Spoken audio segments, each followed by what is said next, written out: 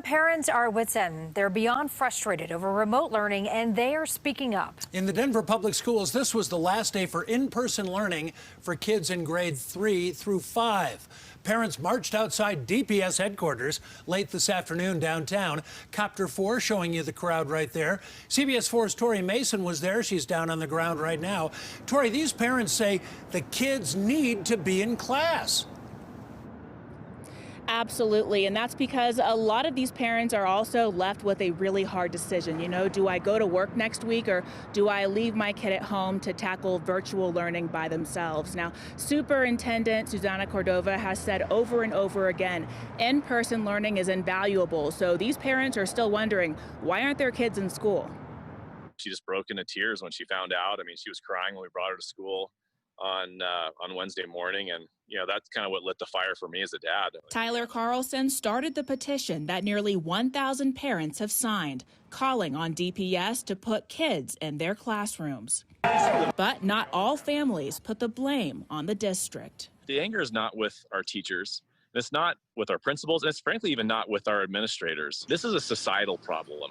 We have prioritized the adults over the kids. Earlier this week, DPS said schools are not what's driving transmission in this community, but it is the students who are punished. That our overall community trend requires us to shift more of our staff and students into remote learning, as hard as it is. It's hard for Superintendent Susana Cordova and even more difficult for students struggling at home and their families trying to keep up. The lack of transparency.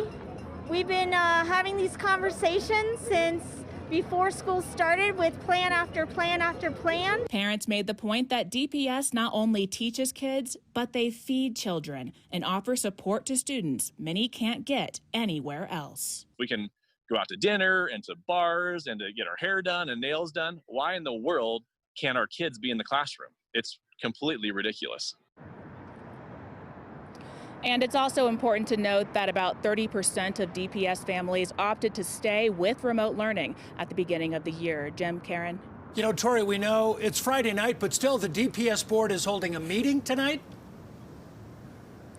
Yes, the DPS board is actually holding a virtual town hall right now. It started at 6 o'clock, and it's primarily for the families living in central and northeast Denver. That's because they want to give the DPS students, the families of color, a chance to voice their opinion because they didn't hear much from them earlier in the week.